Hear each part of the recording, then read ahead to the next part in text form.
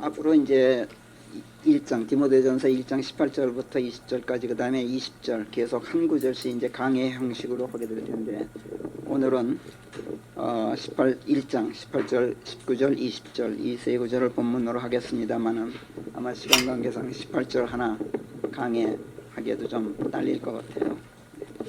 우선 18절 한 구절만 읽고 시작하겠습니다.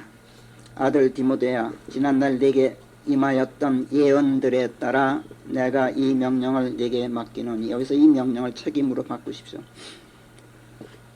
지난날 내게 임하였던 예언들에 따라 내가 이 책임을 내게 맡기노니 너는 그 예언들을 힘입어 선한 싸움을 싸우라. 참 평범한 말씀 같죠? 예, 그냥 대강 읽어도 그냥 그런 말씀인가 보다 뭐 이렇게 넘어갈 수 있는. 그런데 이 한 구절도 지금까지 나온 우리말 역본들 보면은 제가끔 다 각기 다르게 번역되어 있어요. 어떤 것은 내게 부탁하노니 전에 내게 주어진 예언들을 따라 그것으로 선한 싸움을 싸우라. 또 어떤 것은 내가 내게 이 경계로서 명하노니 전에 너를 지도한 예언을 따라 선한 싸움을 싸우라. 전혀 다른 말로 되어 있죠. 또 어떤 것은 전에 너에 관하여 주어진 대언들에 따라 내가 내게 이 책무를 주노니 곧 너는 그것들을 힘입어 선한 싸움을 싸우라. 또 어떤 것은 전에 그대에 관하여 선포된 예언에 따라 그대에게 이 지시를 내립니다. 가톨릭 역본은 그렇게 되어 있어요. 이렇게 구구각각입니다. 왜 이렇게 한 구절을 놓고도 지금까지 나온 역본들이 다 달리 이렇게 번역을 해놨을까?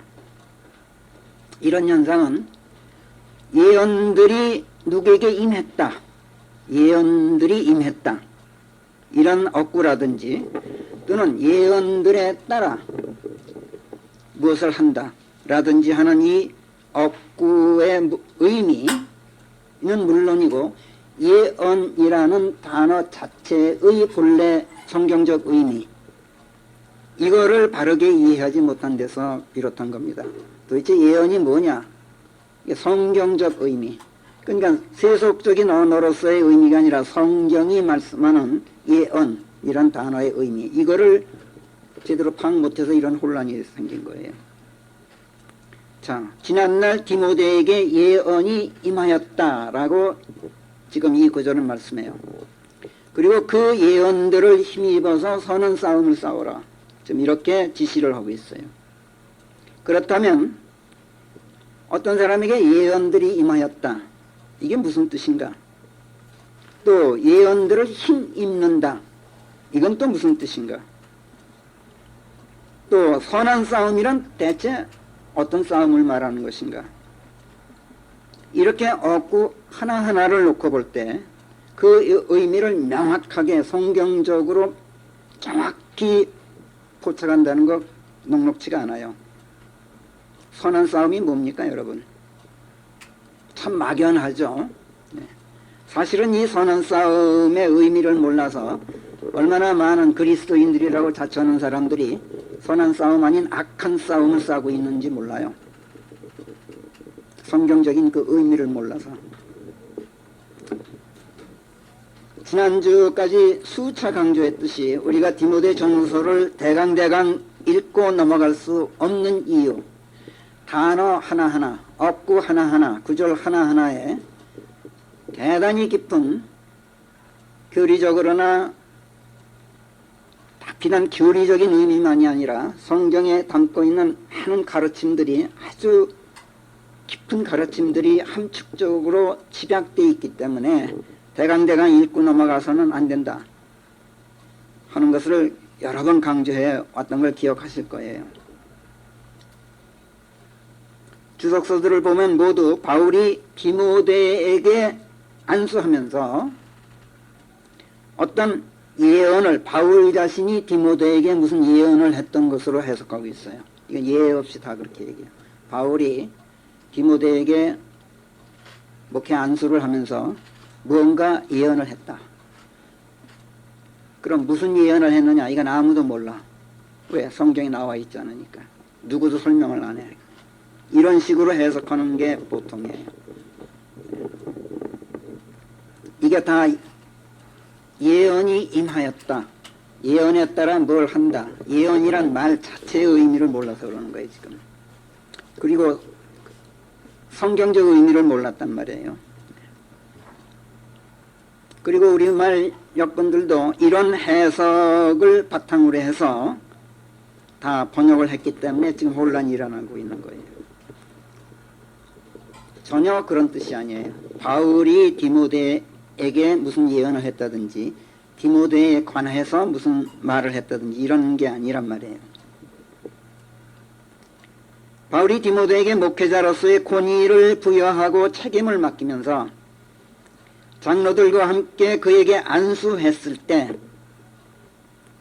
바울이 디모데에게 무슨 예언을 했거나 디모데에 관해서 어떤 예언을 한 것이 아니라 성령 하나님의 계시를 통해서 하나님께서 바울에게 어떤 예언을 하셨고 그 예언을 받아서 바울이 디모데에게 안수를 했고 목회자로서의 책임을 맡겼고 그 예언을 디모데를 포함한 모든 사람들에게 공표를 했고 그러니까 하나님의 예언을 바울이 받아서 그렇게 했단 말이에요. 모든 사람들에게 알려줌으로써 하나님께서 지금 이 청년 목회자에게 목회자로서의 어떤 은사를 디모데에게 주셨다 하는 것을 지금 밝히고 있는 내용이에요.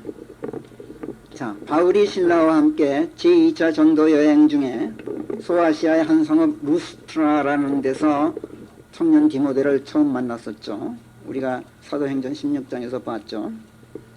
그리고 얼마 뒤 바울이 이제 박해를 피해서 마케도니아로 피신하게 되었을 때 에베소 교회를 디모데에게 맡기고 가면서 지금 그때를 회상하면서 쓴 편지가 디모데 전후서예요. 이걸 우리가 공부했어요. 그때 에베소 교회를 맡기면서 그 교회 장로들과 함께 청년 디모데를 목회자로 선임을 하고 안수를 했어요. 그리고 그때 이 안수를 하게 된 배경 자체가 하나님의 예언에 따라 한 것이고 그 예언을 디모데를 위시한 모든 사람들에게 공표했고 그에 따라서 목회 활동을 할 것을 당부를 했단 말이에요. 디모데전서 4장 14절에 보면 같은 맥락의 말씀이 있어요. 지금 우리가 1장을 공부하고 있습니다만 4장의 14절 보면은 네게 있는 은사를 소홀히 하지 말지니 그것은 장로회의 안수와 함께 예언에 의해서 똑같이 나오죠. 예언에 의해서 네게 주어졌느니라 이렇게 말씀하고 있어요. 디모데전서 1장 18절 지금 우리가 보고 있는 이 구절이나 4장 14절 등에서 말씀하는 거나 내용이 같은 내용이에요.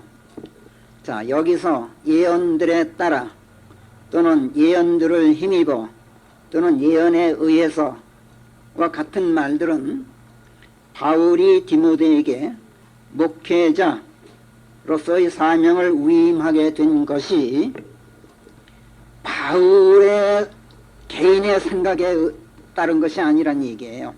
예언에 따라 했다는 말은 바울의 어떤 생각과 판단과 결정에 따라서 임의로 사람의 생각으로 어떤 목회자를 선임하게 된 것이 아니라 전적으로 성령 하나님의 지시에 따라서 이루어진 것임을 밝히는 말이에요. 자, 예언 이렇게 말하면 일반적으로 장차 있을 일, 미래에 일어날 일을 미리 내다보고 하는 말이다 라는 의미가 일반적인 의미죠. 그런데 성경에서는 이 정도의 의미가 아니에요. 성경에서는 예언을 이제 우리 킹제임스는 prophecy 그러는데요.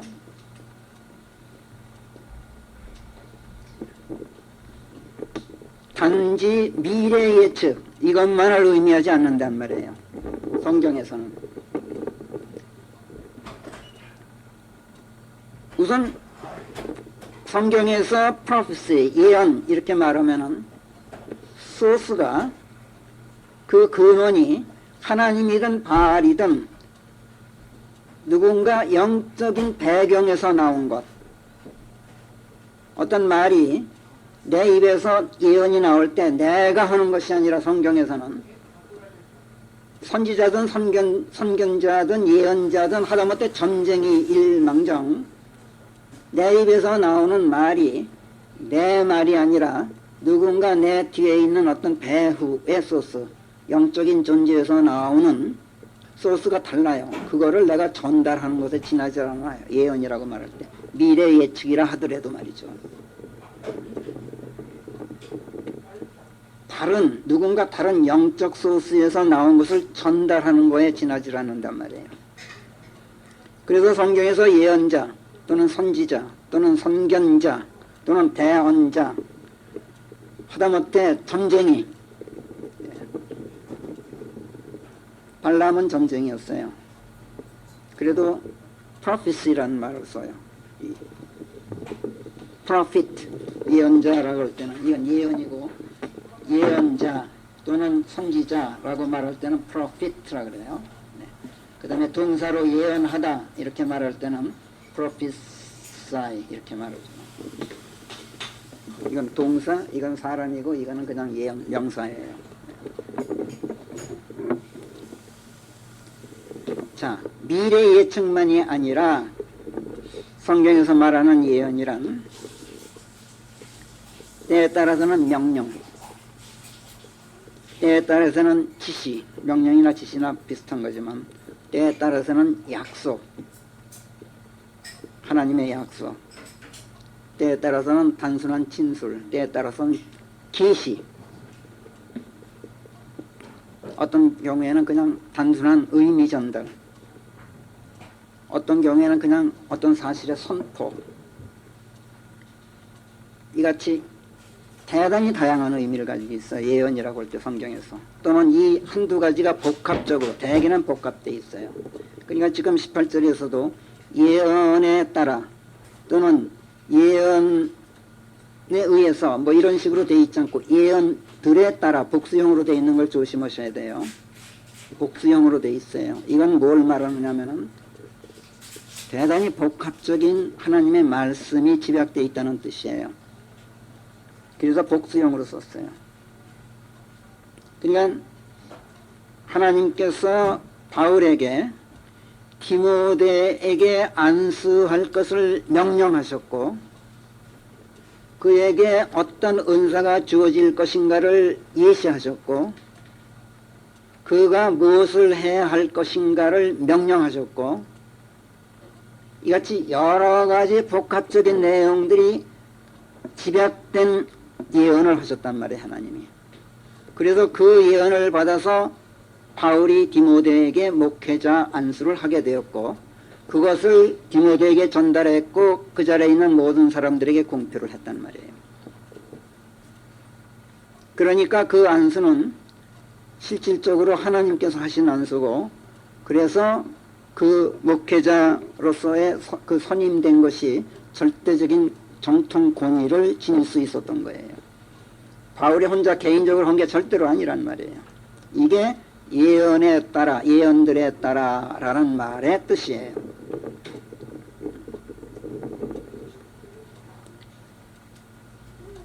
요컨대 지역교회 내 성도들이 어떤 사람을 목회자로 세울 때 그것은 사람들의 결정이 아니라 전적으로 하나님의 말씀들에 의해서 결정되어야 그것이 정통성을 갖는다는 얘기예요.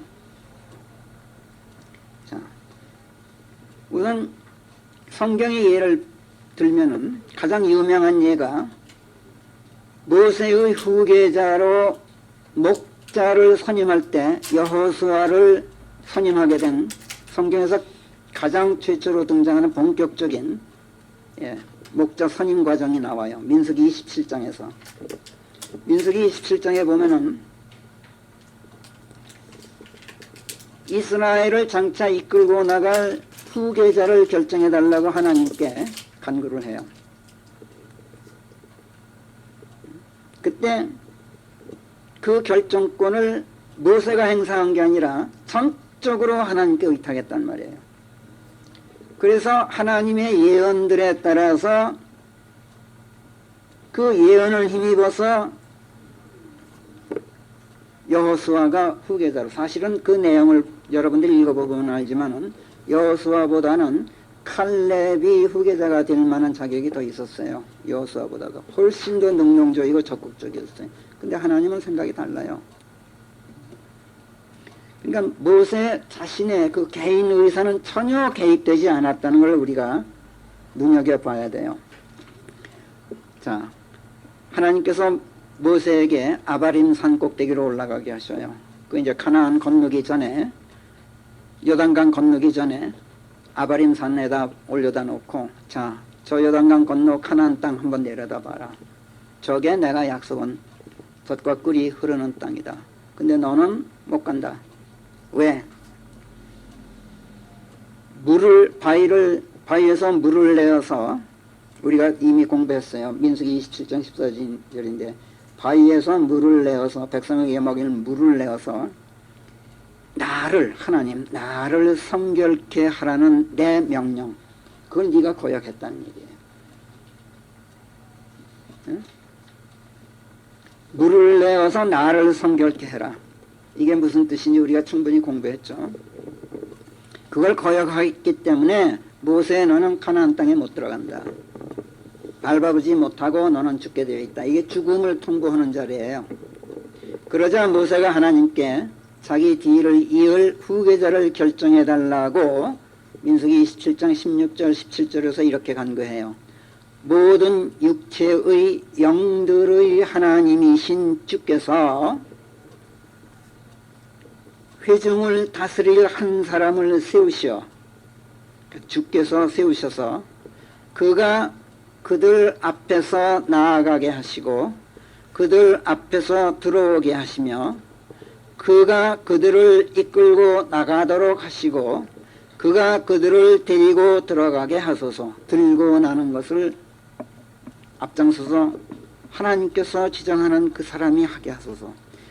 그 다음에 이제 목자라는 말이 여기서 나와요. 그리하여 주의 회중이 목자 없는 양들과 같게 되지 않게 하소서. 이렇게 간 거예요. 목자라는 단어가 여기서 등장한단 말이에요. 목사, 요즘 말로는. 그러자 하나님께서 모세에게 이렇게 대답하셔요. 눈의 아들 여호수아의 아버지가 눈이었죠. 눈의 아들 여호수아를 내 앞에 데려다 놓으라. 그 다음에 말씀하시는데 그의 안에는 영이 있는 사람이다. 아까 앞에서 민수기 27장 16절에서 하나님을 지칭할 때 모세가 뭐라 그랬어요? 모든 육체의 영들의 하나님, 이렇게 불렀어요.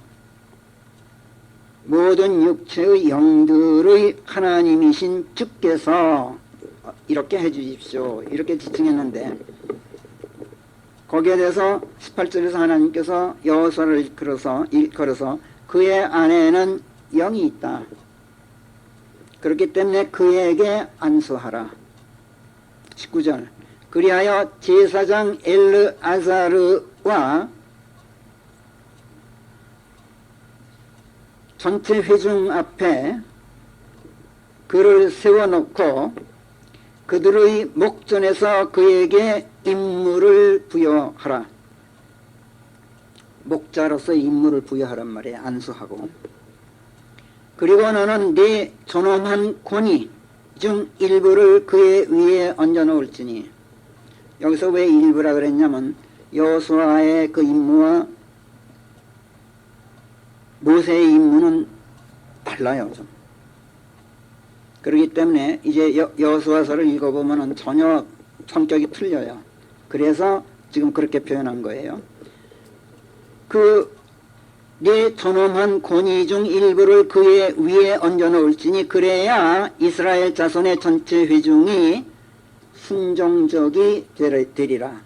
자, 보세요. 여기까지만 봐도 어떻게 하라 라는 명령이 있죠. 그 다음에 이렇게 될 것이다 라는 예언이 있어요. 이와 같이 하나님의 예언 안에는 예언은 복합적이에요. 명령, 지시, 예언, 약속 여러 가지가 복합되어 있단 말이에요.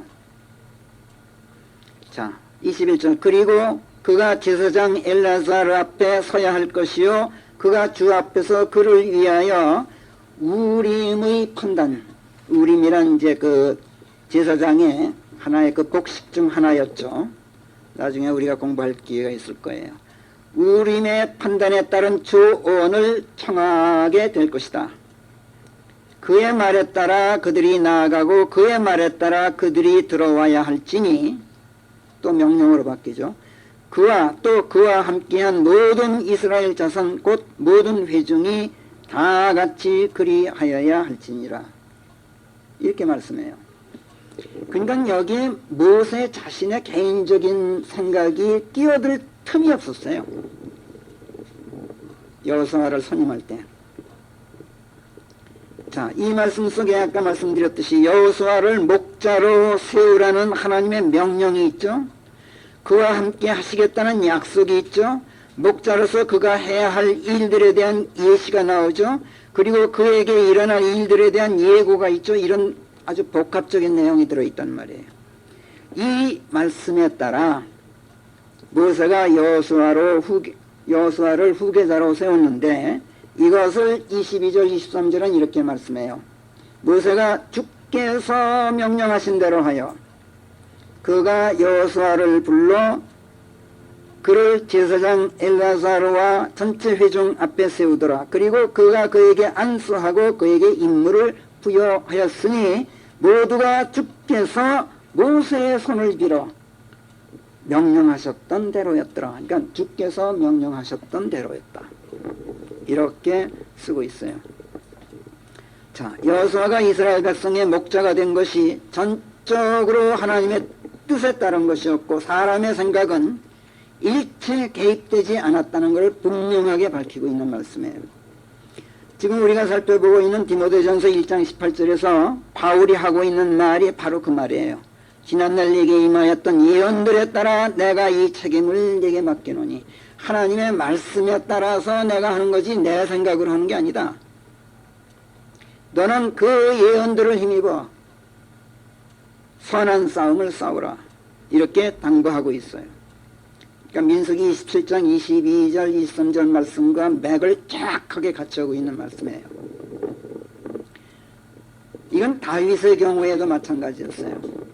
다윗이 이스라엘 백성을 이끌 목자로 안수받을 때 사무엘 선지자로부터 그 장면을 보면 사무엘상 16장에서 이제 나오는데 선지자 사무엘이 이제 하나님의 지시를 받고 이스라엘을 다스릴 왕을 뽑기 위해서 베들레헴으로 가죠. 베들레헴에 이새라는 사람이 살고 있었어요. 다윗의 아버지.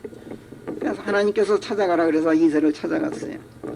그래서 그의 아들들을 하나하나 이제 인터뷰해요. 사무엘 선지자가.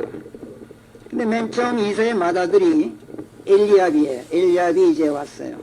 근데 첫 보는 순간 사무엘이 얼마나 엘리압이 눈에 들어왔는지 뭐라 그러냐면 엘리압을 보면서 확실히 주의 기름 부으심을 받을 자가 그분 앞에 있도다.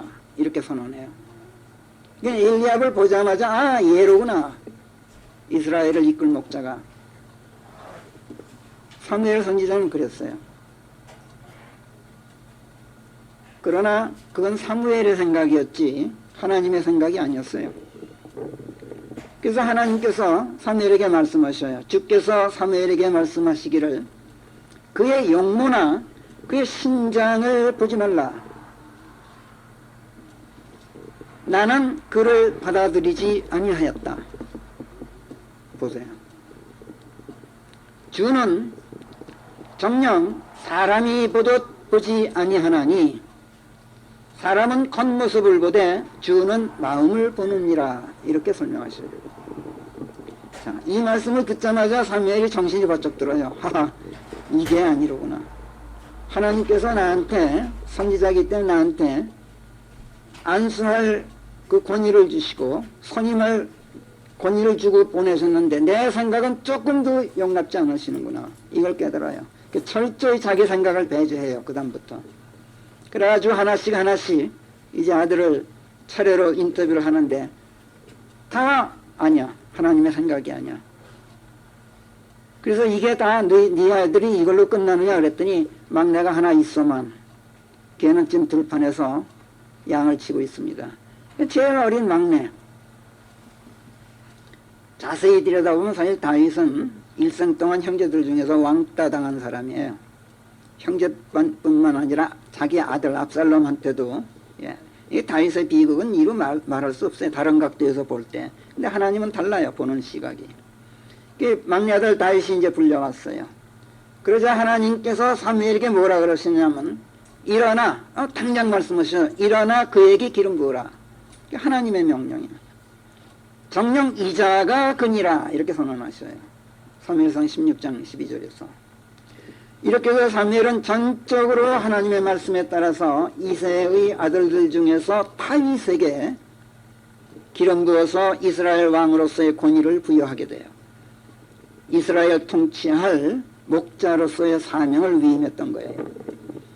자, 그 뒤로 어떻게 되었느냐? 그 뒤로는 이 12절에서 아주 중요한 말씀을 해요. 그날부터 줄곧 주의 영이, 성령께서 주의 영이 다윗 위에 임하여 계셨다. 이렇게 쓰고 있어요. 하나님의 말씀에 따라서 목자로서의 사명이 위임된 사람에게는 줄곧, 쉴 수 없이 계속 줄곧 하나님의 영이 임하여 있다는 거예요. 자, 성령께서 임하신다는 말을 얼마나 많은 사람들이 관념적으로 생각하는지 우리가 알고 있죠. 심지어 미신적으로 생각하죠. 성령이 임하여 계시다 하는 것이 무슨 뭐 귀신이 붙은 것처럼 미신적으로 생각하잖아요. 대개들. 우리는 그런 뜻이 아니라는 건 너무나 잘 알고 있죠. 성령이 임했다는 건 말씀이 임하여 계신다는 뜻이에요. 내게 예언들이 임하였다는 말이 바로 그 뜻이에요.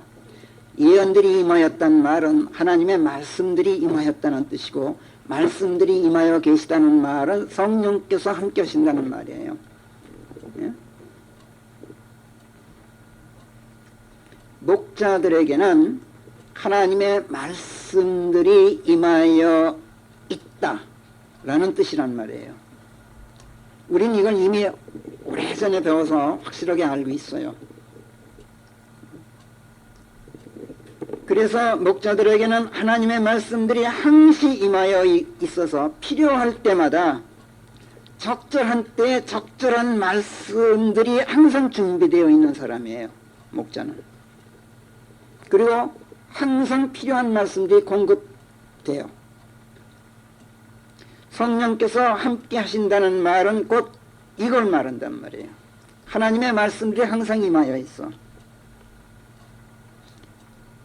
그 다음 또 한 가지 의미가 있어요. 성령께서 임하여 계시다 라는 말은 말씀이 임하여 있다. 그 다음에 은사가 함께 한다는 뜻이에요. 반드시 그래요. 그건. 하나님께서 어떤 임무를 맡기실 때 그리스도인들에게 그냥 맡기질 않으셔요. 반드시 그 일을 수행할 수 있는 은사와 함께 맡기셔요. 임무를. 성령의 은사가 주어진단 말이에요. 그래서 그 은사들을 통해서 목자로서의 기능을 수행토록 하셔요. 그래서 어떤 목자가 사람이 아니라 하나님께서 세우신 목자인가 여부를 알아보려면 우리가 두 가지만 보면 돼요. 첫째, 항상 하나님의 말씀들이 준비되어 있는가, 그걸 보면 돼요. 두 번째는 목자로서의 은사를 과연 지니고 있는가. 결론적으로 우리가 지금 보고 있는 디모데전서 2장 18절에서 바울이 말한 지난날 내게 임하였던 예언들이라는 이 어구는 지난날 내게 임하였던 하나님의 영, 즉 지난날 내게 임하였던 하나님의 말씀들이라는 뜻이에요. 그러니까 무슨 뭐 이상한 무슨 예언이 무슨 뭐 있었다든지 뭐 바울이 예언했다든지 뭐 이런 뜻이 전혀 아니에요. 아주 평범한 의미예요. 하나님의 말씀들이 너한테 같지 않니? 너 그거 붙잡고 목회 활동하면 돼. 그러면 은사가 함께하고. 그건 너무나 쉬운 얘기예요. 응?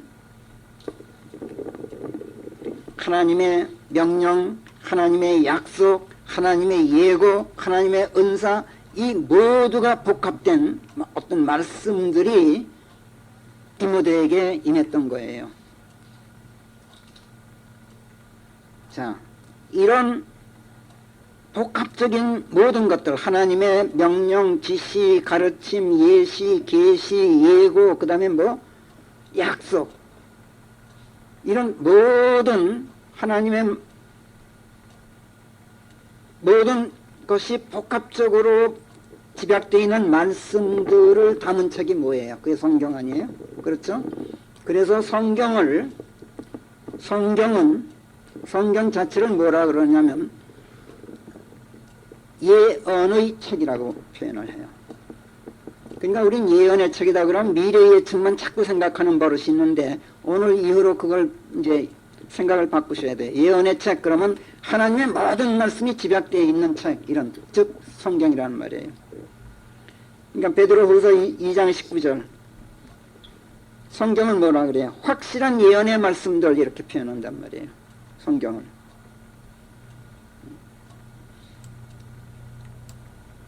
성경의 어떤 예언도 이렇게 표현해요. 성경의 어떤 예언도 사사로운 해석에서 나온 것은 하나도 없다. 이렇게 베드로후서 1장 20절은 말씀하죠. 그러니까 성경의 어떤 말씀도 이렇게 표현할 것을 성경의 어떤 예언도 이렇게 바꿔서 표현한단 말이에요. 그 다음에 데살로니가전서 5장 20절에 보면 이렇게 말해요. 예언하는 것을 경시하지 말라 이렇게 되어 있어요. 이 말이 얼마나 많은 오해를 불러왔느냐면 예언하는 것을 경시하지 말라. 그래가지고 은사주의자들이 얼마나 제멋대로 예언을 해야 되는지 몰라. 그 예언이란 게 뭐야? 지 생각대로 함부로 막 그냥 미래 예측을 짓거려야 되는 걸 이게 예언으로 알아요. 그러면서 나는 성령을 받았기 때문에 한다. 뭐 그 걔들 그 하는 짓거리 보면 얼마나 무당만도 못해. 하는 짓거리. 저는 그걸 너무나 많이 체험해봐서 너무나 잘 알아요. 예언하는 것을 경시하지 말라. 이 말은 하나님의 말씀들을 이야기하는 것을 소홀히 하지 말라는 뜻이에요. 그러니까 그 앞에서 뭐라 그래요? 성령을 눌러 끄지 말아라. 성령이 뭐라고? 하나님의 말씀들이에요. 하나님의 말씀들을 눌러 끄지 말아라. 술술술 항상 그 말씀이 내 입에서 튀어나오게 해라. 이런 뜻이란 말이에요. 하나님의 말씀들을 절대로 억누르지 말고 말씀들을 이야기하는 것을 소홀히 하지 말아라. 이런 충고란 말이에요. 이거 이해 못해서 너무나 참 우스꽝스러운 해프닝들이 지금도 벌어지고 있어요. 지금도. 이거 전부 예언이라는 단어의 성경적 의미를 제대로 파악 못한 데서 나오는 이런 웃지 못할 해프닝들이에요. 자, 사도 바울은 전적으로 하나님의 말씀들에 따라서 그 말씀을 힘입어서 디모데에게 목회자로서의 권위를 부여하고 목회 사역의 사명을 위임했어요. 자, 그런데 그 목회 사역이 전적으로 예언들에 따라 또는 예언들을 힘입어 또는 예언들에 의해서 즉 하나님의 말씀들을 따라서 또는 말씀들대로 말씀들을 힘입어서 맡겨지고 수행되도록 했는데 그렇다면 목회사역이란 소위 목사라는 직분을 가진 어떤 특정한 그리스도인에게만 맡겨진 사역이 아니다라는 것을 우리가 여기서 알 수 있어요. 왜? 하나님의 말씀들이 목사한테만 주어진 게 아니잖아요. 모든 그리스도인들에게 주어졌잖아요. 모든 그리스도인들이 하나님의 말씀들에 의해서 거듭났고 말씀들을 힘입어서 살고 있고, 그렇잖아요. 그 말씀들을 선포할 의무를 다 가지고 있고, 그 말씀들에 따라 사는 사람들 아니에요. 모든 그리스도인들이. 그렇다면 예언들에 따라, 예언들을 힘입어 예언들에 의해서, 즉 말씀들에 의해서 사는 사람들이라면, 그게 목회자라면 여러분들은 전부 목회자인 거예요. 당연히 그래요.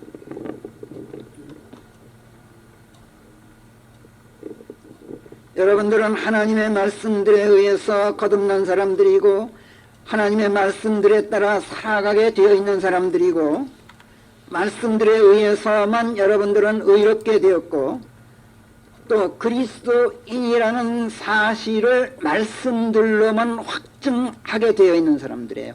다른 무엇으로도 여러분들은 여러분들의 그리스도인됨을 증명할 길이 없어요. 오직 말씀들만 가지고 증명하는 다른 증거 자료가 없어요. 여러분에게는. 또 그리스도인됨을 정당화할 수 있는 것도 오직 말씀들이지 다른 무엇으로도 정당화되지가 않아요. 그리고 여러분들은 말씀들을 전파하고 가르칠 사명이 주어져 있어요. 모든 그리스도인들이 목자들이란 얘기예요. 그리스도인은 가정에서 목자이죠. 일터에서 목자죠. 세상에서 목자예요. 여러분에게는 성령이 임하여 계셔요. 하나님의 말씀들이 주어져 있단 말이에요. 그리고 은사들이 주어져 있어요. 여러분에게 각자. 그래서 여러분은 무엇을 해도 그 말씀들에 따라야 하고 또 따르고 있고, 즉 예언들에 따라야 한단 말이에요. 오직 말씀들에 의해, 즉 예언들에 의해 그리스도인들이라는 것이 확증되어야 하고, 무슨 일을 해도 그 말씀들을 힘입어서, 즉 예언들을 힘입어서 하도록 되어 있는 분들이에요. 그리고 그 예언들을, 그 말씀들을 전파하고 가르칠 사명을 가진 목자들이에요. 여러분들은.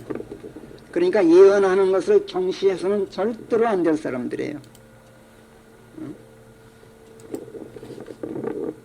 지금 성령께서는 이것을 디모데전서 1장 18절에서 그 예언들을 힘입어 선한 싸움을 싸워라 이렇게 지시하고 계신 거예요. 예언들을 힘입어, 즉 하나님의 말씀들을 가지고 말씀들에 의지해서 그것을 무기 삼아서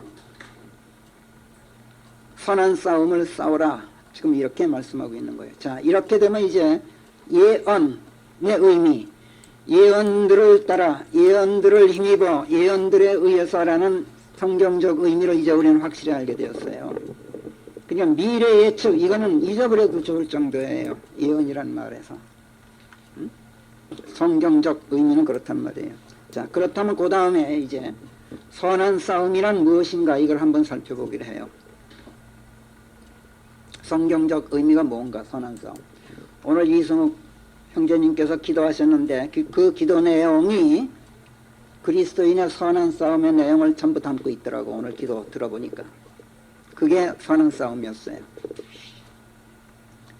자, 그리스도인들은 전쟁터에서 싸우고 있는 용사들이고 투사들이고 투지에 불타는 사람들이에요.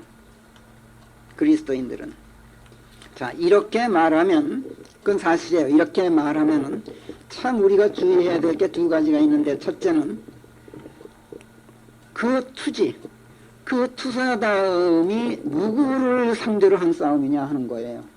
또 하나는, 그렇다면 성경에서 말씀하는 평화란 도대체 뭐냐? 싸우는 사람들이면은 평화는 없잖아요. 그렇잖아요? 우선 그렇게 생각하기가 쉽단 말이에요. 그렇기 때문에 이 서로 모순되는 것과 같은 이것을 어떻게 성경적으로 조정할 것인지 대단히 주의해야 돼요. 이거 착각한 사람들이 쓸데없는 일에 그 투쟁적인 이상한 그 기형으로 바뀌어요. 우린 그런 사람들을 너무나 절실하게 체험해 본 사람들 아니에요. 예수님께서도 마태복음 10장 34절에서 이렇게 말씀하셨어요. 내가 땅에 화평을 주러 왔다고 생각하지 말아라. 내가 너희들한테 평화를 주러 왔다고 생각하지 말아라. 이렇게 말씀하셨어요. 그런데 14장 요한복음 14장 27절에서는 뭐라 그랬어요? 내가 너희에게 평화를 남기고 간다. 내가 너희에게 평강을 남기고 가노니 내가 주는 평강은 세상이 주는 것과는 다르다. 그러니까 피스예요. 피스. 평화. 평화를 가지고 예수님께서 서로 반대되는 것처럼 모순되는 것처럼 표현하셨단 말이에요. 마태복음 10장 34절에서는 그냥 투지에 불타는 사람 같아. 내가 땅에 평화를 주러 피스를 주러 온 줄 아느냐. 천만에 나는 칼을 주러 왔다. 이렇게 표현했어요. 싸우러 왔고 너희들 보고 싸우라고 내가 하라고 지시하러 왔다. 이렇게 표현하셨단 말이에요. 그런데 요한복음 14장 27절에서는 나는 너희에게 평강을 남기고 간다. 내가 주는 이 평강은 세상이 주는 것과 같지 않다. 이렇게 말씀하셨어요. 그러니까 이것만 피상적으로 두 구절을 비교하면 도대체 이걸 어떻게 조화를 맞춰야 될지 모를 형편이야. 자, 마태복음 10장 34절에서는 거기서 말씀하신 평화는 세상이 주는 평화를 일컬은 것이고, 요한복음 14장에서는 예수님께서 직접 표현하셨듯이 세상이 주는 것과 다른 평화, 즉 하나님께서 주시는 평화예요. 서로 달라요. 같은 평화가 아니란 말이에요. 세상이 주는 것과는 전혀 다른 평화. 요한복음 14장에서는 자, 세상이 주는 평화와 하나님께서 주는 평화는 서로 반대되는 평화예요. 왜 반대되는 평화냐? 세상이 주는 평화는 생명이 함께하는 평화가 아니라 죽음이 함께하는 평화예요. 세상이 주는 평화는 하늘의 보화가 약속되어 있는 평화가 아니라 잠시 있다 사라지는 땅의 물질이 약속되는 평화예요. 그 약속이 이행되고 안 되고는 차치하고 일단 그렇단 말이에요. 제시되는 그 복이, 하나님의 평화는 하늘에 있는 영원한 보화가 보장되어 있어요. 그런데 세상이 주는 평화는 잠시 있다가 가지고 가지도 못할, 그냥 사라지고 마는 거짓된 그 물질적 행복을 제시하는 거짓된 평화란 말이에요. 그러니까 전혀 성격이 틀려요. 단어는 같은 평화인데. 그래서 마태복음 10장 34절에서는 세상이 주는 그 거짓 평화이고, 요한복음 14장 27절에서는 하나님께서 주시는 참 평화를 일컬으셨던 거예요. 자, 그런데 문제는 이런 하나님의 평화 속에서 화평하게 살아야 할 우리 그리스도인들이 어째서 싸워야 하느냐 하는 문제예요. 어째서 투쟁적이어야 하느냐. 왜 우리는 전쟁터에 용사들이어야 하고 투지에 불타는 투사들이어야 하느냐. 이게 문제란 말이에요. 그 이유는 전쟁과 평화는 서로 반대 개념인 것 같지만 사실은 전쟁과 평화는 동전의 양면이에요. 전쟁 없이 평화 없고 평화 없이 전쟁이 없어요. 이해되세요? 평화를 깨뜨리는 세력과 피 터지게 싸워서만 쟁취돼요.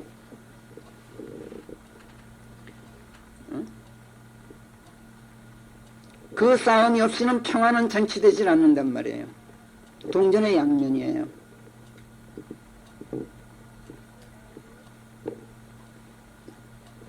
그래서 우리가 정말 하나님의 화평을 누리고 살려면 거짓 화평을 제시하는 자들과 피터지게 싸우지 않고는 그 평화를 창출할 수가 없어요. 그래서 그런 거예요.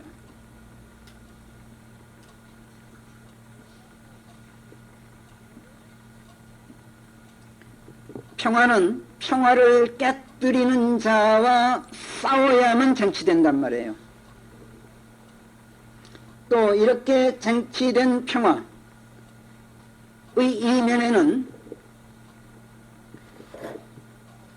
우리에게 패배한 패배자의 불평화가 숨어 있어요. 항상 노래해요. 그래서 다시 고개를 들려고.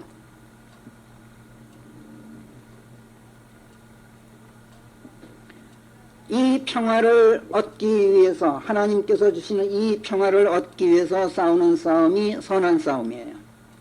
성경이 말씀하는. 이거를 제대로 분별하지 못하면은 싸워도 이상한 싸움을 싸우게 되고, 또 평화가 아니라 거짓 평화를 쟁취하게 돼요. 너무나 많은 사람들이, 그리스도인들이라고 자처하는 사람들이 여기에 속고 있어요. 이걸 제대로 분별하지 못해서 선한 싸움, 싸워야 할 선한 싸움은 싸우지 않고 싸우지 말아야 할 악한 싸움을 싸우되는 사람들이 얼마나 많은지 모른단 말이에요.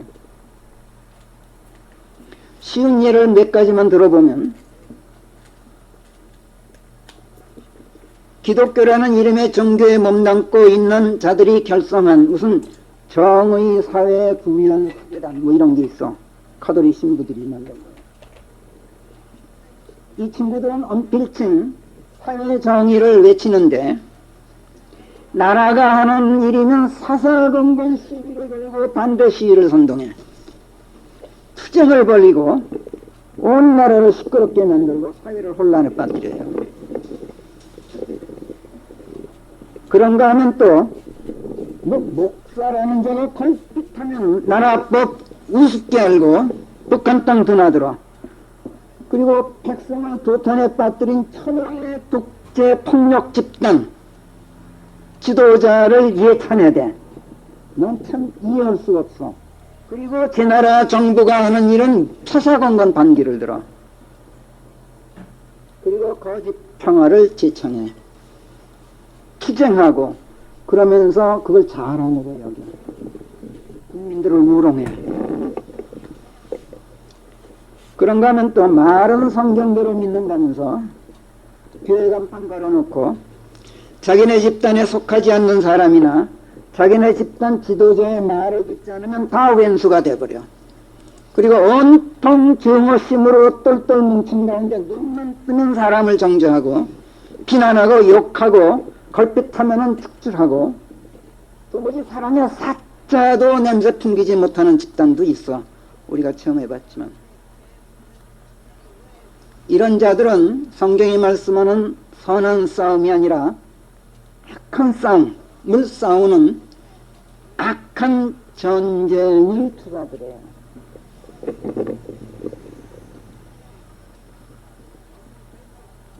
성경은 분명히 에베소서 6장 11절 12절에서 우리의 싸움이 어떤 싸움인가를 규정하면서 이렇게 말씀해요.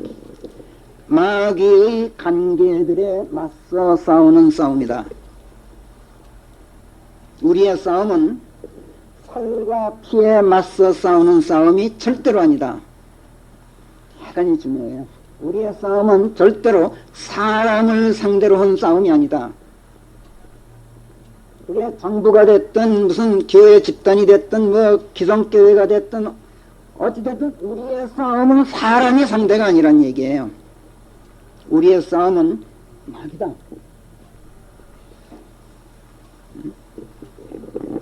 너무나 간명하지 않아요?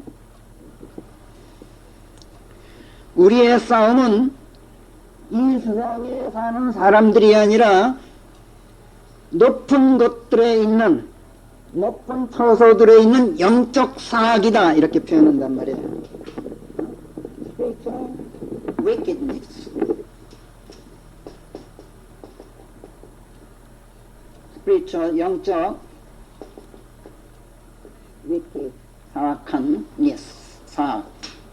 영적 사악이에요.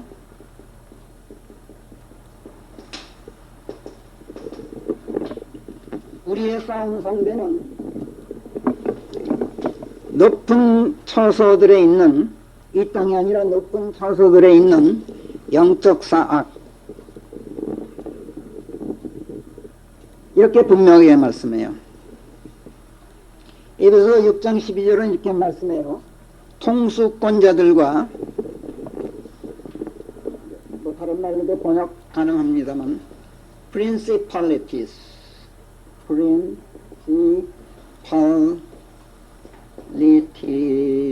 복수형, 통수권자들과 권력, 파워들과, 그 다음에 이 세상 어둠의 통치자들, rulers of the darkness of this world. 이 세상 darkness, 어둠의 통치자들, 이렇게 표현하니까 지금 아까 말씀드렸듯이 이런 무슨 정의사회 구현 사제단이니 무슨 이런 친구들, 사사건건 통수권자 대통령, 사사건건 파워즈, 우리나라 통치 권력의 베드로, 데모하고 선동하고 사람들을 그래.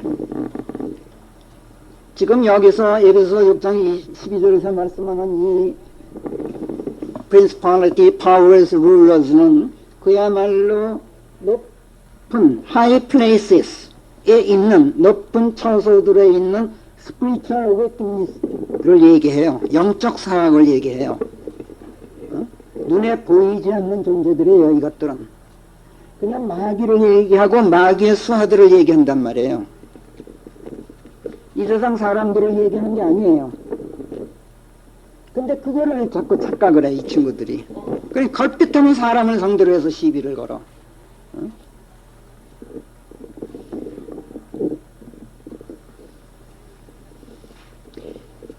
전적으로 반성경적인 행위를 해요. 이런 자들이야말로 이 세상 어둠의 통치자 마귀에 속한 자들이에요. 우리의 싸움은 로마서 6장 11절에서 13절까지는 이렇게 말해요.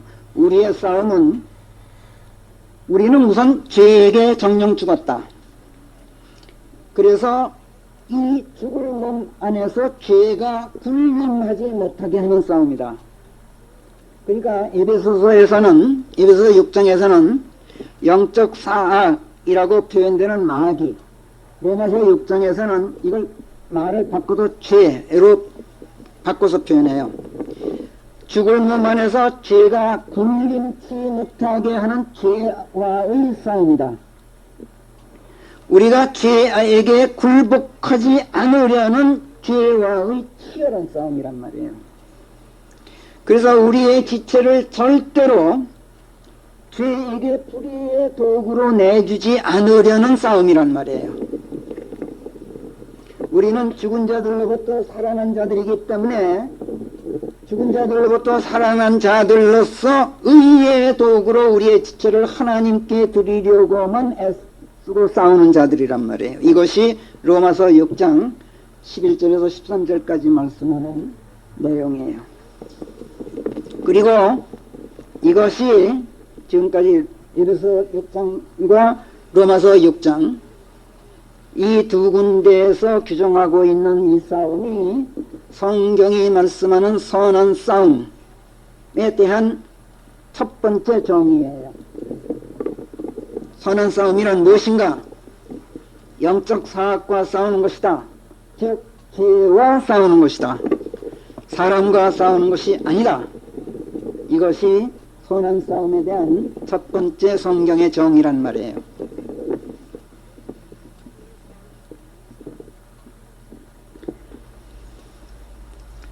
그럼 죄가 뭡니까?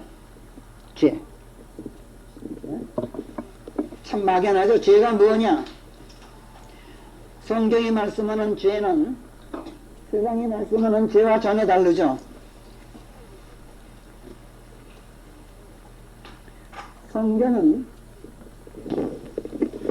죄를 상태, 어떤 상황으로서의 죄와 행위로서의 죄로 나누는데, 행동화되는 죄와 그냥 그 상황 자체로서의 죄, 이걸 신학에서는 원죄라 그러고, 위에 거를 밑에 거를 자범죄라 그래. 이걸 원죄라 그러고 이걸 자범죄라 그래.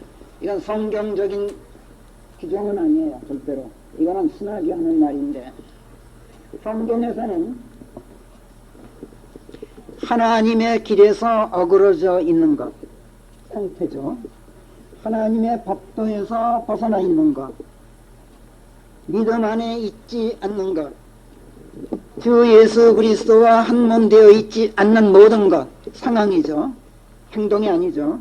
이것을 폐역이라고 불러요. 우린 이미 다 배운 거예요. 이니키티라고 부른단 말이에요.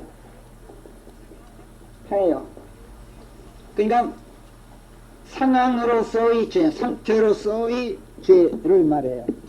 그러니까 이거는 내가 가만히 있어도 이 상태에 있으면 그냥 죄 가운데 있는 거예요.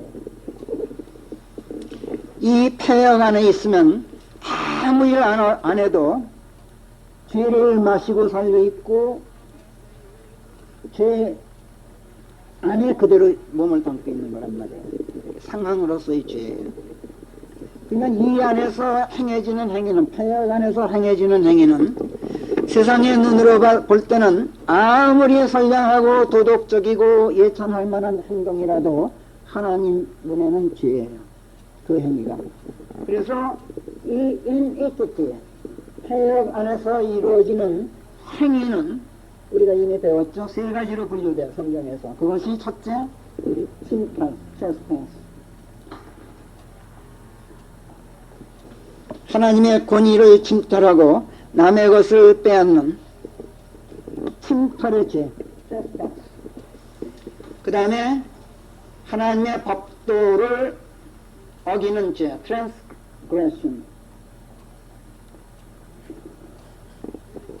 그 다음에 알든 모르든 하나님의 말씀들에 무지했던 짓밟았던 그 결과로 일어나는 과실의 죄, 실수하는 죄, 과오의 죄, error.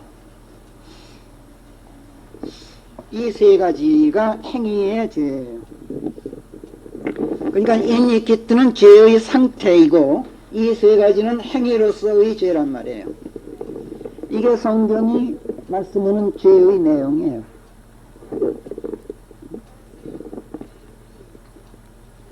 구원받지 못한 사람은 모두가 폐역 안에 있어요. 그걸 성경에서는 여러 가지 표현해요. 어둠이라고도 표현하고 세상이라고도 표현하고 여러 가지로 표현해. 그걸 한마디로 폐역 이렇게 표현한단 말이에요. 하나님의 법도에서 벗어나 있고 하나님의 길과 어그러진 전혀 다른 길, 하나님의 세계 밖에 있는 것, 즉 하나님의 왕국에 들어가 있지 못한 것, 구원받지 못한 것, 하나님과의 알을 이루지 못한 것, 즉 믿음을 형성하지 못한 것, 이 상태, 행위 이전의 이 상태, 이것을 폐역, 죄의 상태예요. 이걸 폐역이라 그런단 말이에요. 이 폐역 안에서 행해지는 행위는 필연적으로 전부 죄예요. 침탈의 죄든 범법의 죄든 과실의 죄든 셋 중에 하나든 또는 이 세 가지가 전부 복합되어 있든 하나님의 세계에서 벗어나면 폐역 안에서는 어떤 행위든지 여기에 해당하게 된단 말이에요. 이거 우리 이미 오래전에 조명받았기 때문에 우리는 아주 쉬워요, 설명하기가. 그동안 공부해둔 게 워낙 그 뿌리가 있어서. 이 폐역 안에서 행해지는 행위, 이 세 가지는 전부 행동이죠. 행동. 근데 세상의 눈으로는 굉장히 선량해. 아주 도덕적이고. 그런데 그게 성경에선 죄. 이거를 우리가 굉장히 조심해야 돼요. 그러니까 세상이 말하는 죄와 성경이 말하는 죄와는 성격이 분명하단 말이에요. 이 죄가 굴림치 못하도록 싸우는 싸움이 선한 싸움이란 말이에요. 그럼 우린 구원받았는데 어떻게 폐역 안에 들어갈 수 있는가? 얼마든지 들어가요. 구원받았는데 나도 모르는 사이에 세상 안에 들어가 있단 말이에요. 폐역 안으로 다시 미끄러져 들어가요. 그러면 그 안에서 일어나는 일은 내가 그리스도인답게 행동했는데도 그게 죄야. 참 무서워요, 이거는. 그래서 우리는 하루 24시간, 1년 360을 한순간도 쉬지 않고 우리 몸 안에서 이 죄가 군림하지 못하도록 하는 싸움을 싸워요. 이게 선한 싸움에 대한 성경의 첫 번째 정의란 말이에요. 그러니까 이 싸움은 전혀 어떤 사람을 상대로 해서 싸우는 게 전혀 아니에요. 이거는. 그거와는 전혀 성격이 틀려요. 이 싸움은 필연적으로 높은 처소들에 있는 영적 사악, 지금 불순종의 자식들 안에서 역사하고 있는 영, 곧 공중권세를 긴 그 군주, 에베소 2장 2절 와의 싸움이에요.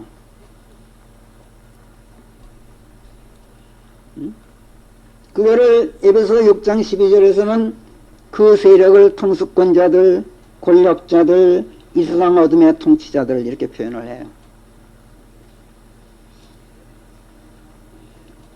우리의 싸움은 어떻게든 하나님의 길에서 어그러지게 만들려고 별짓을 다하는 그자와의 싸움, 어떻게든 우리를 하나님께로부터 떼어놓고 믿음에서 떠나게 만들려고 하고 어떻게든 우리를 폐역 안으로 다시 미끄러져 들어오게 하려는 자와의 싸움, 세상으로 끌어내서 우리로 하여금 하나님의 법과 계명을 어기게 만들고 하나님의 권위를 짓밟게 만들고 나도 모르는 사이에 과실을 저지르게 하고 하는 그 영적 사, 즉 사탄과의 싸움이고, 지난날 우리가 사탄에게 속아서 이런 죄악들 안에 죽어있던 우리를 하나님께서 살려내셨는데도 조금만 틈이 보이면 다시 우리를 미혹해서 이 세상의 행로에 따라 불순종의 자식들 안에서 지금 역사하고 있는 그 영, 공중권세를 쥔 그 군주가 시키는 대로 행하였던 지난날의 폐역 안으로 우리가 미끄러져 들어가서 그러면 필연적으로 모든 행위가 죄들이 된단 말이에요. 이렇게 되지 않으려고 싸우는 싸움. 결국 어떻게 해서든 우리가 폐역 안으로 들어가지 않으려는 싸움, 어떻게든 하나님 안에서 떠나지 않으려는 싸움, 그것이 우리의 선한 싸움이에요. 성경이 말씀하는. 자, 그런데 성경은 요한일서 4장 8절에서 이렇게 말씀해요. 하나님께서는 사랑이시다. 너무나 유명하죠. 요한일서 4장 8절. 하나님은 사랑이시다. 사랑하지 않는 자는 하나님을 알지 못하나니 이는 하나님께서 사랑이심이라. 요한일서 4장 8절. 그러니까 우리가 우리의 선한 싸움이 어떻게든 하나님 안에서 떠나지 않으려는 싸움이라 그랬어요. 이 말을 바꾸면은 결국 어떻게든 우리가 사랑해서 떠나지 않으려는 싸움, 이것이 선한 싸움이에요. 우리가 마귀를 상대로 죄와 맞서 싸우는 싸움은 우리와 죄와 맞서서 우리가 싸우는 이 선한 싸움은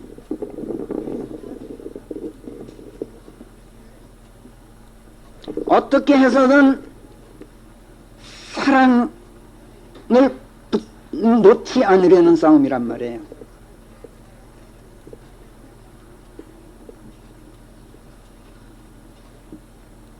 폐역 안에 들어가는 순간 사랑은 사라지고 말아요.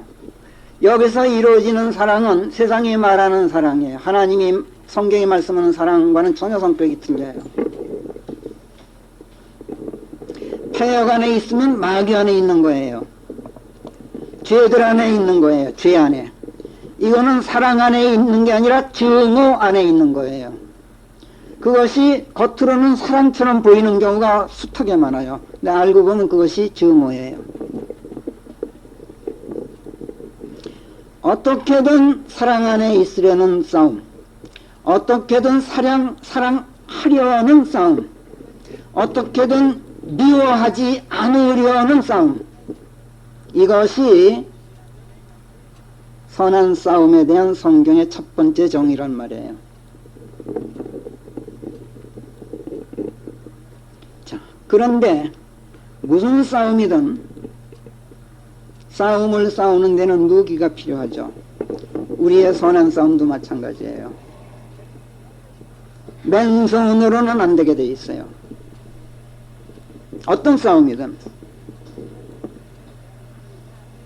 승리하려면 적절한 무기로 우리가 무장되어야 돼요. 성경은 우리를 무장시킬 이 적절한 무기가 무엇인지 아주 상세한 정보를 제공해요. 그것도 에베소서 6장이에요. 그렇죠?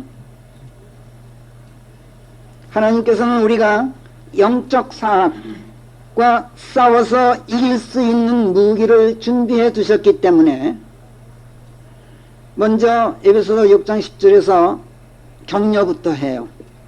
내 형제들아, 주 안에서 스트롱해라, 강하라. 그리고 그분의 능하신 힘에서 나오는 권능 안에서 스트롱해라. 그러니까 니들 겁먹지 말어.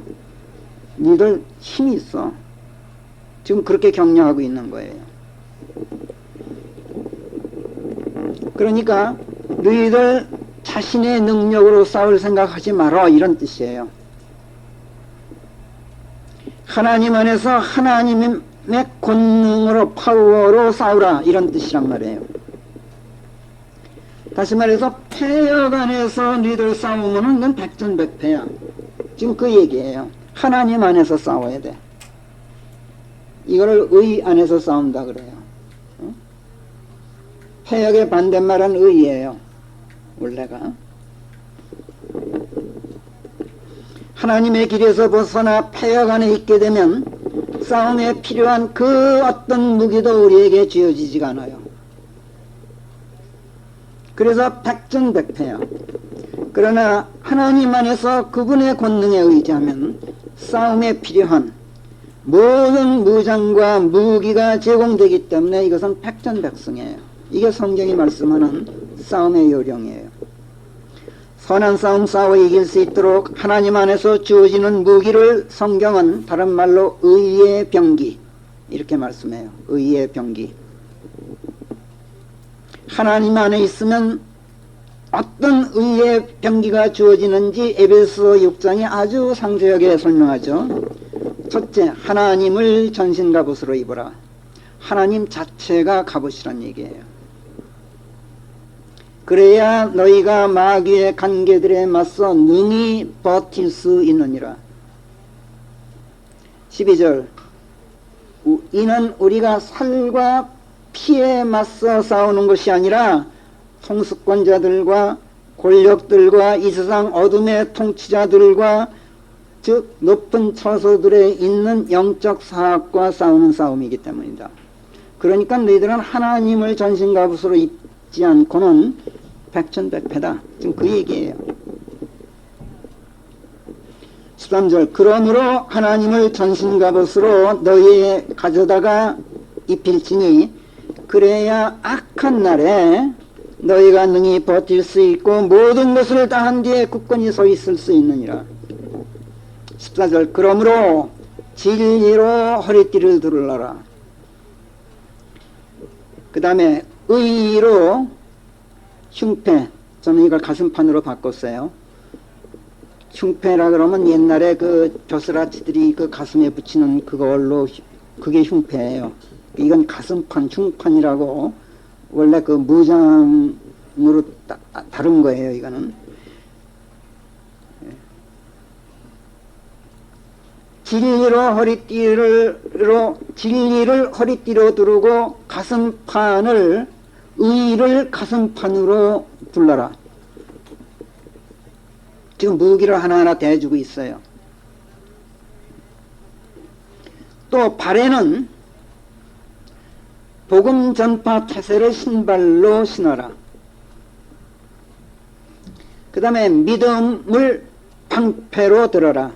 그 다음에 구원을 투구로 써라. 구원도 무기예요. 구원 자체가 무기예요. 그리고 성령의 칼을 가져다 쳐라. 즉 하나님의 말씀을 가져다 쳐라. 이것이 에베소 6장 10절부터 17절까지 제시하는 선한 싸움에 필요한, 우리를 승리시켜주는 데 필요한 무기들이에요.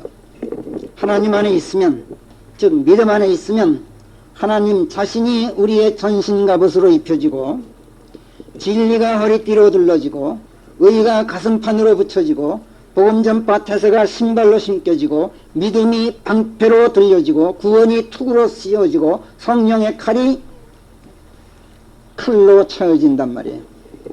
하나님, 진리, 의, 복음, 성령의 칼, 하다못해 구원 그 자체까지도 모두가 선한 싸움 싸우는데 필요한 의의 병기들이에요. 자, 그런데 하나님은, 여러분들이 전신갑옷으로 입을 하나님은 어디 계십니까? 제가 걸핏하면 묻는 질문이에요. 저는 이걸 참 화두로 잘 삼아요. 내가 믿는 그리스도가 어디 계시냐? 참 제 친구들한테도 많이 던지는 질문이에요. 하나님을 관련의 관 속에 넣어두지 말고 손으로 붙잡아라. 어떻게? 말씀으로 계신단 말이에요. 그러니까 하나님을 전신갑옷으로 입는다는 것은 곧 말씀들을 갑옷으로 입는 걸 얘기해요. 또 말씀들이에요. 결국은. 그렇지 않고 말씀들은 놔두고 하나님을 내가 갑옷으로 입었다. 그러면 이거는 벗어놓은 뱀 허물을 갑옷으로 입는 것보다도 더 못한 거예요. 이거는.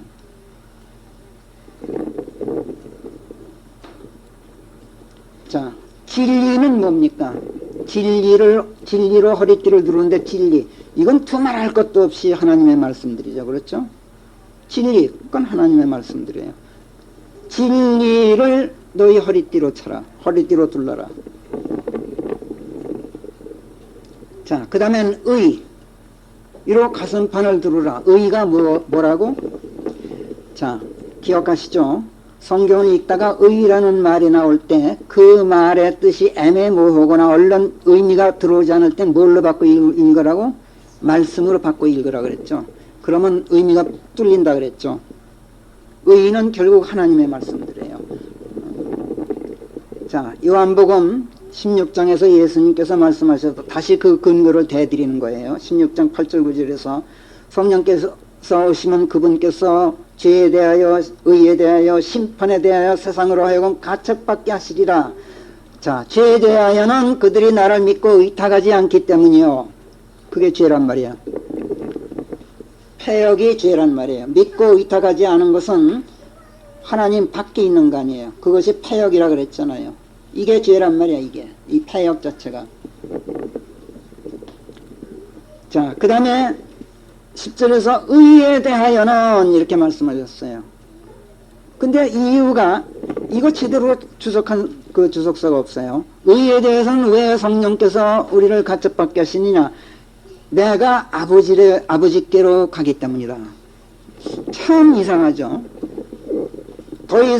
너희가 더 이상 나를 보지 못하기 때문이다. 이렇게 말씀하셔요. 이유를. 그러니까 너희들이 지금 뭐 의롭다, 무슨 의롭게 되었다 큰 소리 탕탕 치는데 나는 너희 옆에 없어 지금. 뭘 가지고 너희들이 너희들의 의의를 증명할 거야? 응? 말씀이란 말이야. 나는 몸으로는 너희 옆에 없다. 그러나 말씀으로 항상 너희와 함께한다. 그러니까 너희가 말씀을 지고 있느냐, 말씀을 입고 있느냐, 여부가 꼭 나를 입고 있느냐 하는 것이다. 그렇지 않으면 너희는 가책받게 될 것이다. 이걸 예고하신 말씀이에요. 그러니까 결국 의를 가슴판으로 두른다 하는 말씀도 결국은 하나님의 말씀들을 의의 병기로 사용한다는 얘기예요. 자, 그 다음에 믿음도 결국은 말씀이죠. 우리가 하나님과 한 몸이 되어 있는 게 믿음이라 그랬어요. 그 하나님이 어디 계시냐? 말씀으로 계시잖아요. 말씀과 한 몸이 되어 있는 것. 내가 말씀 안에 들어가 있고 말씀들이 내 안에 들어와 있는 상태, 그것이 믿음 아니에요. 결국은 믿음도 하나님의 말씀들이에요. 말씀들 안에 있으면 그것이 믿음 안에 있는 것이고 그것이 하나님 안에 있는 거예요. 그래서 말씀들 안에 있으면 능력이 내 능력이 아니라 자동적으로 하나님의 권능이 역사하게 돼.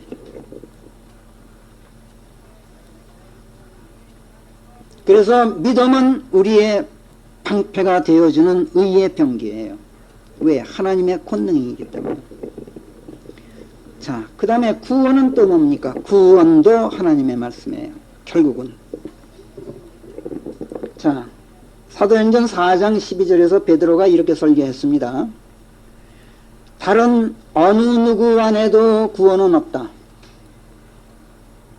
오직 예수 그리스도 안에만 구원이 있다.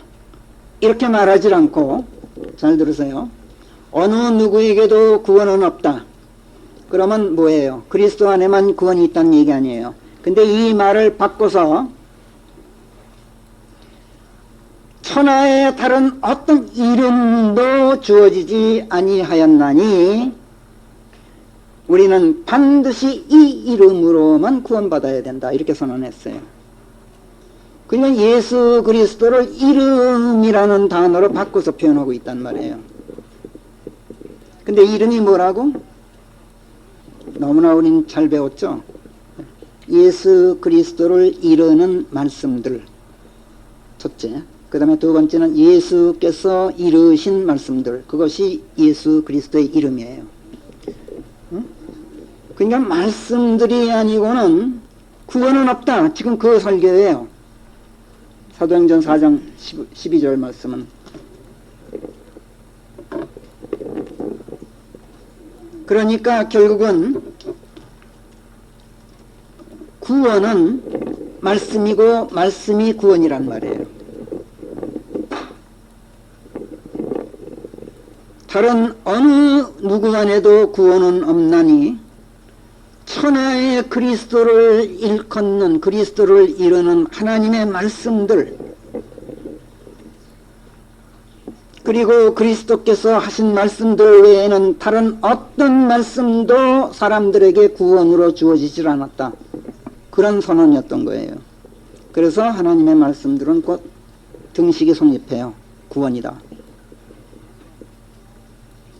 구원은 하나님의 말씀들에게서 나오기 때문에 구원은 하나님의 말씀들을 가지고 있음을 만천하에 내보일 수 있는 구원 자체가 의의 병기예요.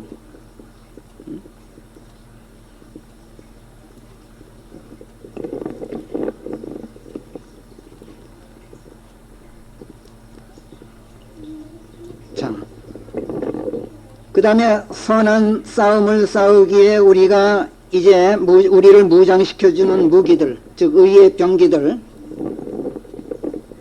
모두가 하나님의 말씀들이라는 결론을 얻었죠. 지금 하나님 자신도 말씀이요, 진리도 말씀이요, 구원도 말씀이요, 의도 말씀이요, 믿음도 말씀이요, 성령의 칼은 더 말할 것도 없이 말씀이요, 모두가 우리에게 허락된 의의 병기는 하나님의 말씀들이에요. 다른 어떤 무기도 주어지질 않았어요. 우리에게 인간의 지성도 아니고 인간의 감성도 아니고 인간의 무슨 어떤 그 지식, 축적된 어떤 지식도 무기가 되지 못하고 인간의 욕심은 더 말할 것도 없고 재물은 더 말할 것도 없고 그 어떤 것도 우리가 가지고 싸울 무기가 되어지질 못해요. 하나님의 말씀들 외에는. 이 결론에 이제 우리가 도달했어요. 전부 이 성경을 가지고 지금 전부 조명받고 있는 거예요. 하나님의 말씀들만이 우리의 갑옷이고 허리띠고 가슴판이고 칼이고 투구란 말이에요. 그리고 방패예요. 다른 어느 것도 우리의 방패가 되어줄 수 없고 하다못해 신발도 되어주질 못해. 자, 그런데 그 말씀들, 하나님의 말씀들의 목적이 뭐라고 우리가 배웠죠? 지금 디모데전서 1장에서 5절 계명의 목적은 사랑이다. 하나님의 말씀들의 궁극적인 끝은 결국은 사랑이다. 순수한 마음, 선한 양심, 거짓 없는 믿음에서 나오는 사랑이다. 이렇게 선언했었죠. 그러니까 결국은 우리가 선한 싸움 싸우는데 필요한 무기로 유일하게 하나님의 말씀들밖에 안 주어졌는데 이 말씀은 곧 사랑만이 무기라는 얘기예요. 너희들이 하나님의 말씀들을 무기로 들고 있느냐? 그렇다면 사랑하라. 그것만이 너희가 활용할 수 있는 무기다. 내 마음을 다하고 내 혼을 다하며 내 생각을 다하여 주 내 하나님을 사랑해야 하느니라. 이것이 첫째로 큰 계명이고 둘째도 그와 같으니 너는 내 이웃을 너 자신과 같이 사랑해야 하느니라. 이것이 하나님의 말씀들의 총화다. 예수님께서 이렇게 말씀하셨죠. 율법과 선지서들 모두가 이 두 계명에 달려있다고 말씀하셨어요. 그래서 하나님의 말씀들은 결국 사랑, 그 이상도 아니고 이하도 아니에요. 그러므로 하나님의 말씀들이 선한 싸움을 싸우는 우리의 병기라면 우리의 전신갑옷, 우리의 허리띠, 우리의 가슴판, 신발, 투구, 칼 등 우리의 모든 병기들은 결국은 사랑이에요. 사랑이 아니면 마귀를 상대로 죄들과 맞서 싸워 이길 수가 없다는 결론이 나와요. 정말이지 그래요. 마귀하고 싸울 힘은 사랑밖에 없어요. 그 무엇으로도 마귀를 꺾지 못해요. 그 무엇으로도 죄와 맞설 수가 없어요. 마귀와 싸운다면서 어떤 이유로든 사람들을 미워한다면 참 이걸 조심해야 돼요. 마귀와 싸운다면서 어떤 유형으로든 사람을 미워한다면 이건 이미 마귀에게 백기를 든 거예요.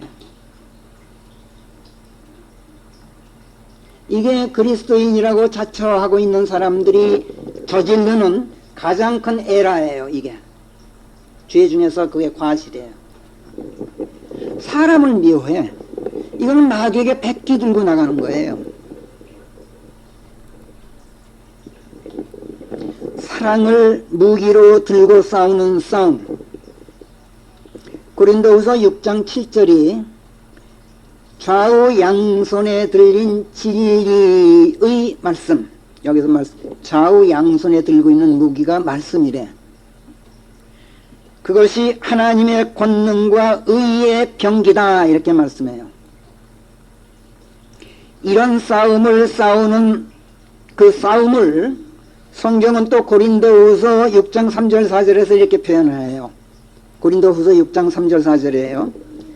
그 직분이 잡히지 않게 하려고 그리스도인으로서의 직분, 책임, 모든 그리스도인들이 뭐라 그랬어요? 목자라 그랬죠. 아까 서두에서.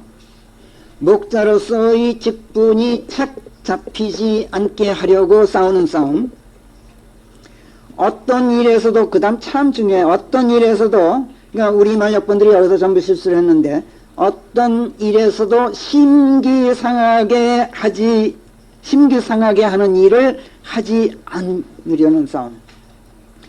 남 기분 나쁘게 하지 않는단 말이에요. 어떤 일에서도 남 기분 나쁘지 않게 하려는 싸움. 이거 사랑 아니면 불가능해요.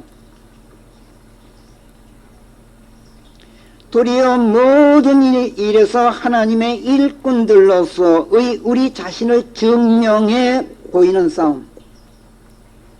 이게 곧 하나님의 말씀들을 들고 싸우는 우리의 선한 싸움이다. 이렇게 설명하고 있어요. 그 다음에 5절 6절은 고린도후서, 지금 읽어드린 거는 6장 3절 4절, 그 다음에 5절 6절 이어서 많은 인내와 고난과 어려움 가운데에서 매맞고 투옥되고 폭등에 휘말리고 수고하고 깨어있고 굶는 가운데, 그냥 이루 말할 수 없는 고생이란 고생은 다 해도 순수한 마음, 순수함과 예지와 오래 참음과 다정함과 성령과 거짓 없는 사랑으로 싸우는 싸움이라고 결론을 지어요. 그냥 결국은 사랑밖에는 들고 있는 게 무기가 없다는 얘기예요.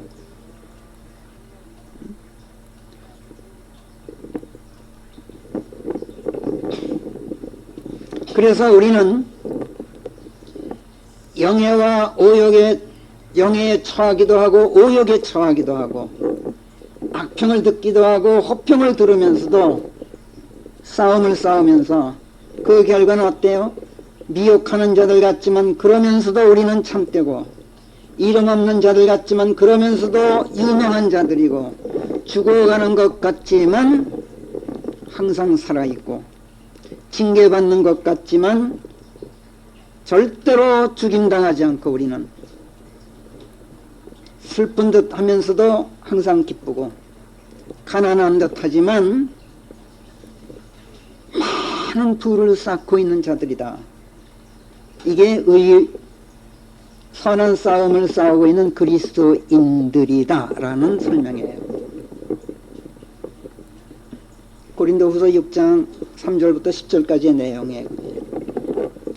사랑하지 않고, 생각해 보세요.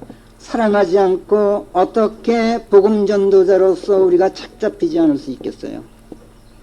복음 전도자로서 별짓을 다 해도 하나님께서는 책잡지를 않으셔요. 오직 한 가지, 사랑하지 않는 것. 조금이라도 사람을 미워하면 그거는 완전히 그건 제로예요. 모든 것이 무너져요. 그리스도인으로서. 생각해 보세요. 사랑 없이 어떻게 남을 심기 상하지 않게 할 수 있어요? 어떻게 다른 사람을 기분 나쁘지 않게 하는데 사랑 없이 그게 가능하냐고. 사랑 없이 어떻게 우리가 하나님의 일꾼들로서의 우리 자신을 증명할 수 있어요? 뭘로 증명합니까, 여러분들이 도대체? 사랑 없이 어떻게 우리가 그 많은 인내, 고난, 궁핍, 어려움 가운데서도 우리가 매맞고 투옥되고 폭동에 휘말리고 수고하고 잠자지 못하고 굶는 가운데서도 어떻게 우리가 사랑 없이 순수함을 유지하고 예지를 견지하고 오래 참고 다정하고 성령을 유지할 수 있느냐고. 사랑 없이. 어떻게든 사랑하려는 싸움, 어떻게든 미워하지 않으려는 싸움, 이것이 성경이 말씀하는 선한 싸움에 대한 첫 번째 정의란 말이에요. 결론이에요. 그리고 오로지 사랑 안에서 사랑으로 무장하고, 우리에게 주어진 무기는 사랑밖에 없다 그랬죠. 사랑으로 무장하고 마귀를 상대로 죄와 맞서서 싸우는 싸움. 이것이 성경이 선한 싸움에 대해서 내리는 두 번째 정의예요. 그러니까 첫 번째 선한 싸움이란 사랑하려고 절대로 미워하지 않으려고 마귀에 맞서서 죄와 싸우는 싸움. 두 번째 사랑을 오직 사랑만을 무기로 들고 그 영적 사악과 싸우는 싸움. 그러니까 결국은 첫 번째 정의나 두 번째 정의나 똑같죠. 결국은 사랑이에요. 지금 이제 오늘부터 시리즈가 시작됐습니다마는 원래 큰 제목이, 이 설교의 큰 제목이 모든 것의 기준, 그것은 오직 사랑이다. 이게 큰 제목이에요. 그러니까 모든 것의 기준이 될 수 있는 것은 사랑 외에는 없어요. 지금 왜 이걸 미리 예고하느냐면 지금 이제 디모데전서 2장에 들어가면은 아주 어려운 난제들이 나와요. 참 우리가 그리스도인으로서 성경이지만 이걸 어떻게 이해해야 될까 하는데 아주 어려운 까다로운 게 있어요. 근데 그 어려움을 해결해 나가는 참 쉬운 방법이 뭐냐? 모든 것을 사랑으로 해석하면 너무나 쉽게 풀려요. 세상 일도 마찬가지예요. 그래서 지금 그 예비를 지금 하고 있는 거예요. 우리의 선한 싸움은 사랑하려는 싸움이고 사랑을 무기로 들고 있는 싸움이다. 이것이 성경의 정의. 오늘 설교의 내용은 이거예요. 이 싸움을 싸우기 위해서, 이 선한 싸움을 싸우고 우리가 승리하기 위해서 우리를 무장시키는 하나님의 말씀들, 즉 사랑이라는 이 의의 병기, 이거는 절대로 육신적인 무기가 될 수가 없죠. 그렇죠? 왜냐? 우리가 싸우되 육신을 위해서 싸우는 싸움 아니고 육신을 따라 싸우는 전쟁을 하고 있는 게 절대로 아니기 때문에. 그렇잖아요? 그러나 사랑은 그 어떤 육신적인 무기보다도 훨씬 더 강력해요. 이건 성경